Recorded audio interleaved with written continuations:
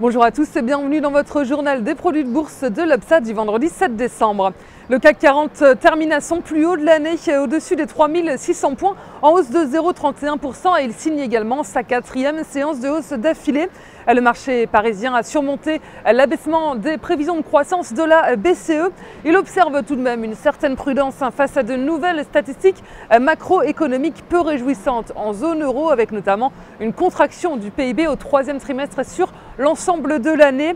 Les investisseurs surveilleront aussi aujourd'hui le rapport mensuel sur l'emploi américain qui sera dévoilé cet après-midi. Et puis en dehors de l'emploi, le dossier sur le mur budgétaire suscite toujours les inquiétudes.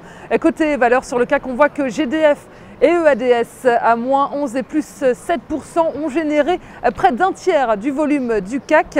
À noter, Alcatel-Lucent sort du CAC. Il sera remplacé par Gemalto, le fabricant de cartes à puce et de logiciels. Les marchés américains clôturent dans le vert avec un léger rebond de 0,27% pour le Dow Jones et de 0,57% pour le Nasdaq. Wall Street a hésité une bonne partie de la journée. Les marchés restent indécis face aux négociations houleuses sur la question du mur budgétaire. Pour le moment, aucun accord n'est en vue entre les deux camps et la situation est toujours tendue entre républicains et démocrates qui disposent désormais de moins d'un mois pour s'harmoniser. Une prudence renforcée par des indicateurs macroéconomiques en demi-teinte. Les commandes à l'industrie ressortent en légère hausse sur le mois d'octobre à 0,8%. Inquiétude également sur le marché du travail américain. L'annonce d'un ralentissement plus fort que prévu des embauches dans le secteur privé aux États-Unis et de mauvais augure. Avant, on le disait, le rapport officiel sur l'emploi et le chômage donc à paraître aujourd'hui. Les investisseurs attendent ce rapport avec impatience puisque c'est un indicateur majeur pour évaluer la reprise de la croissance américaine. Du côté des valeurs, c'est Apple, titre phare du Nasdaq, qui a fait la tendance à Wall Street. L'action du groupe californien signait une chute record hier de plus de 6% et une perte de plus de 35 milliards d'euros en une journée. Un manque d'attractivité lié, semble-t-il, à la rude concurrence des marques locales. Un tour enfin du côté des devises. L'euro ressort en nette baisse face au billet vert à 1,2965 $. Côté matières premières, le pétrole WTI recule d'1,75% à 86,32 $.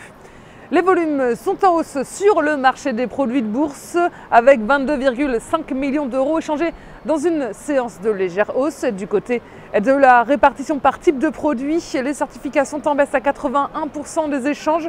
Les varances sont encore en hausse à 19%. Concernant les transactions, les certificats représentent 70% des échanges et les varants 30%.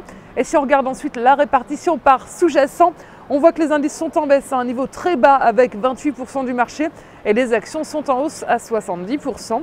La répartition des transactions sur les varants nous dit que les indices représentent 22% du marché, les actions sont à 76% et le taux de change et les matières premières sont également à 1%. Aujourd'hui, on s'intéresse au leader des services à l'environnement, Veolia Environnement. Graphiquement, le titre est coiffé par une oblique baissière en place depuis avril 2012, tandis que les oscillateurs journaliers peinent à retrouver une dynamique positive. Et tant que la résistance est à 9,55 €, le biais reste baissier vers les anciens points bas à 7,40 €.